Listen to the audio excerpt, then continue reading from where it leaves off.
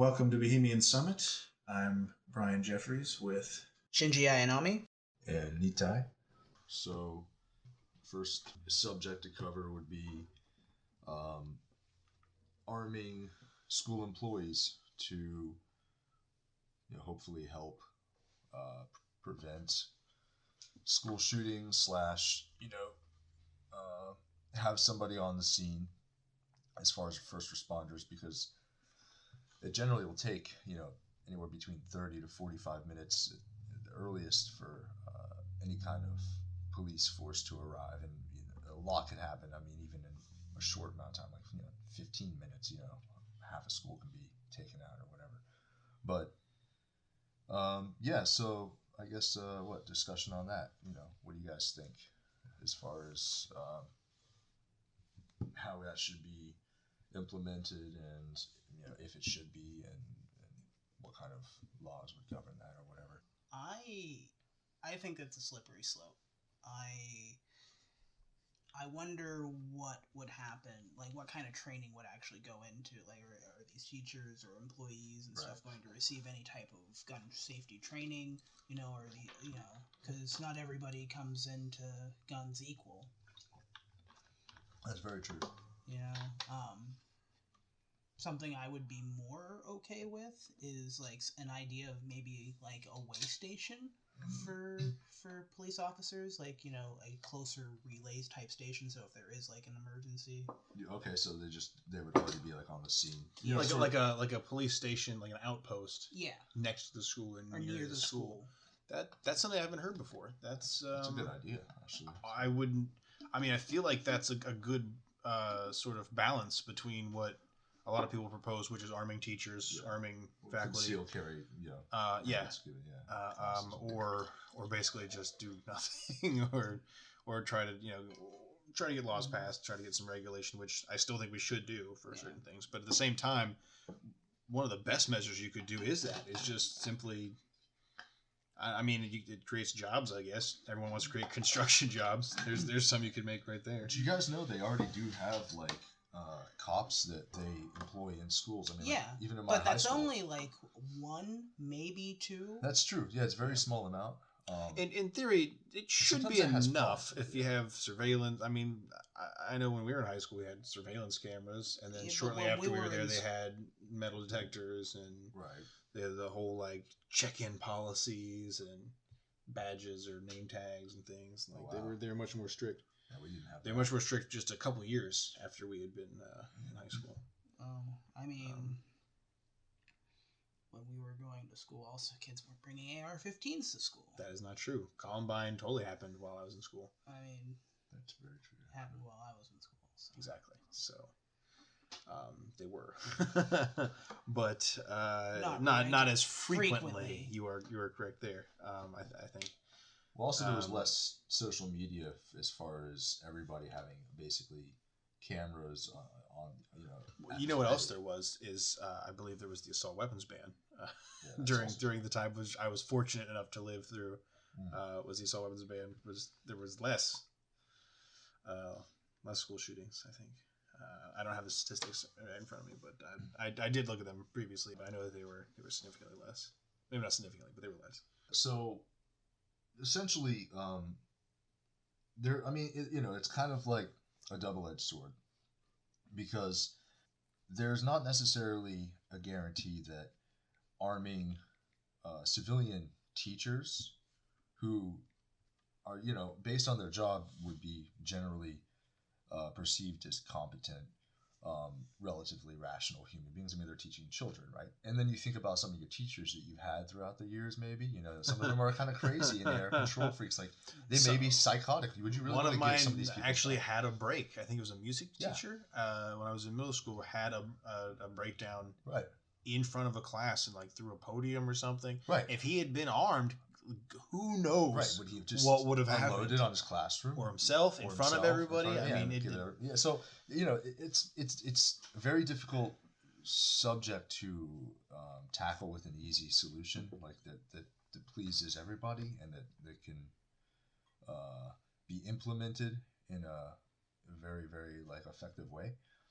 But I think that there's there's a lot of different ways you can do it. Like, we could have like a way station or something. That could be a potential. The way station's a good idea. I think that's good. The arming teachers, my biggest concern is that you're seeing teachers strike now. I mean, we had teachers strike in West Virginia. There's teachers striking now in Oklahoma, Kentucky, I think, is the other one, and they're striking because they're not getting funding. They're striking because they're not getting pay that is equal to the increases in their health insurance. Yeah. In their health insurance costs and premiums, things. But which I personally I get that. I mean, there's massive inequality when it comes to the jobs. And I guess if you think about education being the backbone of our supposed backbone, it's supposed to be. It's like as far as our image, we're all about education. We have public schools and whatnot. Education is the gateway to the future. Right. Yeah. All this bullshit. You have to get educated to survive. Yeah. But yeah. What are we actually teaching in school? You know what I mean? Like, what are we actually doing? We're indoctrination. Standardized testing. It's institutionalizing, and it's indoctrination, and it's stupefying. Like it's a constricting. dumbing down of our society on multiple levels, but one of those being education. And on top of that, you don't present children with people that are thriving, that are happy. They're constantly worried about their positions. They're not getting paid enough. I know a lot of teachers that had to buy stuff for the classroom. They have to buy all of their stuff essentially, except for like maybe the books. And it used to be that the teachers could get reimbursed through their taxes. Right. But we have gotten rid of those tax laws. Exactly. Yeah. Because somebody obviously wants to pocket more money, which is another inherent problem with our. Well, but we had to, because corporations need to pay 10% less in their taxes before loopholes. And also, if they start to get possibly have a threat of bankruptcy, they have to get bailed out and then have CEOs go on nice vacations and cruises and spend all of that hard-earned money. That's true. It's true. But this is my point, though, is that you get teachers that are worried about. And I think it's in Oklahoma. The ones in Oklahoma are worried about specifically the funding, because their budget's been cut. I forget how many years in a row. Right. And what they're asking to do is to arm teachers and to train them, essentially with taxpayer money, which means that's coming out of the education budget. So now, are our teachers going to be forced to say, well, we have to have gun training by law, so now we have to devote money to gun training and gun safety and all this, and it has to cut from somewhere. So it has to cut from where? Books. Has to cut from programs. Has to cut from. You know what they could cut from? Other teachers. Sports. Yeah, that would be actually probably. Well, I mean, there are some sports they might cut that are not super popular. Yeah. You gotta think about the inequality of sports and the money. I'm sure there are sports programs in smaller communities that do get cut. Yeah. Actually, I am completely against the cutting of sports and the arts. Because it's outlets. You're giving kids things to do that are positive. I'm not necessarily I think we should diversify more and at a younger age. I think that waiting until college or even high school to start thinking about what direction you want to go in life is bad. I think you should start much earlier. If a kid seems to show an interest in a field or an area, like for instance, my kid's 2. And he loves dinosaurs. He loves digging in the yard. I mean, hell, maybe he's into archaeology in a few years. You know what I mean? Maybe that's something he's into. The earlier you start, the more you can learn at a younger age. The faster you can get into said career. I completely agree with that. Specializing earlier, I think, is better. I mean, having the core values is good, but we focus so much on this core education, which is essentially just beating last year's information into your head for the first semester or whatever, because you go on summer break and you forget most of what you learned because you're not in school. Like you after 3 months you develop whole new habits, whole new trends, patterns. But I'm not necessarily saying cutting. They should go year round. Sports. I'm not saying get rid of them. I totally think that what you're saying is right. There's an outlet. I'm just saying as far as the focus of money in them. As far as if you take colleges into, for example, and you think about scholarships based on different levels of merit, whether or not that's based on knowledge, somebody has a lot of knowledge in sciences or something, the scholarship funding for some particular form of sciences, I'm I could probably look this up, but I'm not, I could do research later if I wanted to. I'll find some and cite this, but I would say that the funding for any science scholarship is going to be far less than any sports scholarship. You know what I mean? There's people that can basically get a free ride through everything based entirely off of some kind of maybe inherent genetic advantage, which I don't think is necessarily like the greatest thing compared to things that maybe have more of an overall benefit for our society, and those things would be probably. But is it not possible to argue that you could have a genetic advantage to be good at accounting, or to be good at finance, to be good at algorithms? That's true. And, like to be good at IT. Like if I'm sure Steve Jobs was probably genetically superior in the way of technology, understanding it and creating. I agree entirely, but I would say, based on what you're saying, I would say just equalize everything. I think that the athletes in the NCAA or in the college area, the NCAA, whatever, they should be paid. I agree. And it should be proportional to the income, whatever, that the sport, like specifically football, but the other sports too. Basketball is a big one, but there are other programs that are not as talked about, but they're there with baseball, incentives soccer. Based on grades. Well, yeah, I mean, obviously you need to incentivize grades, but that's of course based on. But it's an industry. It's an industry profiting off of students, and they're not paying them. So yeah, I mean, they get paid in education. That's fine. Okay, so let's say that their scholarship is part of their salary. Yeah. But they should still be receiving a percent of that budget or that income from all the ticket sales and the concession sales and the merchandise, all this stuff that they sell from these programs. They should get a piece of it because they're promoting it. They're basically employees. They're not. It's slave labor. See, I didn't even know that. So that's like And that's because they get huge penalties if they even sign autographs. Oh, wow. Can they go to jail or? No, they can lose their scholarships. Reggie Bush, for example, is a good example of this. He lost his Heisman. Yeah, that's right. Yeah, you can have your award strip just for a couple of autographs. That's ridiculous. Well, I mean, you're talking about there's so many different connected facets that would need changed, and based on the flow of money and where it's being, You mean to change it so that they get paid? Yeah, involving just all of these things in general. If we were to talk about equalizing the money on scholarships based on different subject matter, or getting college athletes money that they deserve, but as far as the overall, when it comes to entertainment, the industry in America, we have a massive beyond CEOs of corporations and monopolies, the most money is. Where else? It's in entertainment, beyond military as well also. But there's three major things. See, there's industry, which is run by our oligarchic system, which is our CEOs and everybody, that monopolizes our country.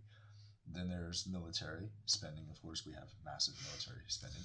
And then there is the entertainment industry. There's the smokescreen. There's all of these millionaires and rich actors and actresses and entertainers, and sports are involved in that too. I mean, I'm not saying shutting down sports of any kind. I totally think that we need that. That's as far as the society goes.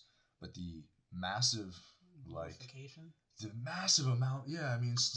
deification and the amount of money. The reason is because population. It was that, and there's also there's more people, and there's more people watching. There's more fans. There's more fans contributing more money. But there's also, I mean, but it's all stacks up to the same thing, because where's that money come from? It comes from. I'm not saying there's a corporate greed and things like that, but I'm saying that corporations. So it's kind of like there's a bigger market. That's what the bigger market makes bigger companies, which makes bigger profits. Exactly. It's I agree that the sports are. I can't help it. I like sports. I agree. I'm just saying, as far as where the money goes, I don't think. You're right though. You can't say that you can't force them to make less money, but you can do things like force the owners to pay for their own stadiums instead of making taxpayers pay for them. Right. You can force them to to make sure the players in specifically contact sports get better health care, or that they have better rules and better safety regulations. Makes a lot of sense, because you don't want to get like a cranial injury or be paralyzed. Especially for playing a game. Right. Like exactly. I think that if you want to talk about being cultured and having a cultured society, watching people physically injure themselves permanently for your entertainment should probably be something that we steer clear of. Given history, it seems like gladiator fights we're not too far off. The best option. We could end up getting back to that. I really don't want to. I used to joke that we should take. You should do that for the prison system. Is you should. Oh yeah, like that movie. Yeah, like that was like that was my like old school Colbert pretend to be Republican joke. Was like, you should turn it into like Monday Night Rehabilitation. Everyone on death row, fight for your life, and that's terrible. It's the worst plan. But obviously, that's why I was making the joke. But it's I hope we don't do that. We need some reforms, and those are not the right kind of reforms. Not at all. I think we've gone a little off the mark, but that's all right. But you're right. The school shooting things is I think we covered a lot of it in the beginning with where we stand and our opinions on the matter, because arming teachers it's not only financially. Like you want to say that you're going to fund it and all, but you're not funding them as it is. So obviously you can't trust the government to fund firearms training when they can't fund regular training and supplies. I'd say take it out of the military spending. I mean, that would be you'd say that, but they won't. They will not. It would come out of the education budget, and they would. It would come out of there in a heartbeat. Mm-hmm. And if you were in a position, it makes sense to pay for it out of the military budget. It's about arming our citizens and keeping them safe and making them smart. Like it's, I don't understand how Republicans can't get behind that. It's all about personal responsibility. It'd be so easy to move the pieces around. I am genuinely frightened of what the Republicans are revealing themselves to be. It's like not all of them, but there is a subsect that is genuinely scary, because they don't seem, and I don't think it's necessarily because of Trump, but I think it could have been anybody similar to him of status and demeanor. They've all come out of the woodwork now because they have. They have a leader. They have exactly somebody in a high position that they can identify. They can all band. Yeah, they can all band up. But I mean, the extreme side of the Democrats is also not pretty. What do you mean by that? I mean, just the uncompromising liberalism. I'm still not sure what that means. Like, we have to do it this way because this way works the best, and we have to give it to everybody, and like the idea, like I understand, I understand why Republicans are afraid of the quote unquote nanny state. A, because it requires a lot of money, so you have to pay for it, and B, like you're taking care of people when people should be trying to take care of themselves. But we're kind of already doing that, but in a way that only benefits the rich. You think about our medical system. I completely agree. So if you were to think about them, as far as the money costs, I agree with that. But also, the cost you just said, why don't we take down the military budget? Exactly. The money's already there. It's already there. All of it's in so many different easy. Exactly, like the military surplus. The military bonus that we gave them was enough to cover. I think was it the free college? I think free college was 70-something billion. Yeah, and we get an 80 billion. Right. And here's another bonus. What? Here's another. Where are you going to pay for that? What? How about we make 80 billion less bumps? How do we do that? Yeah. And side note to the proportionate to the amount of our military budget, why are our soldiers so underpaid? Why are they underpaid? And proportion to our military budget compared to the rest of the world, why are we getting our asses kicked at every turn? Why is Russia always just one step ahead of us when we spend 10 times the amount of money? Is their money worth 10 times ours? Or are there people and their supplies and their training worth 10 times ours? Because there's a disparity here. Well, somebody needs to answer for it. They have Putin, man. I mean, that guy is... He's scary. He's a scary guy. I would not want to fuck with him. Rides around on a horse with a freaking whip in his hand. And it's just like, Don't forget bareback. Oh, yeah, that as well. You don't need a saddle when you're badass. You just don't. Yeah, exactly. You're like, I don't care. And shirtless. And shirt. Yeah, and shirtless. This is how badasses do it. We don't need saddle. We don't need comfort. Comfort is for the weak. Rootin' tootin' Putin. Comfort is for Americans. Yeah. I just pictured Putin with a Yosemite Sam hat when you were like rootin' tootin'. Pretty much. I actually have a terrible picture of it, but it's like his face on the front of like this military chopper, I think it is. Oh man.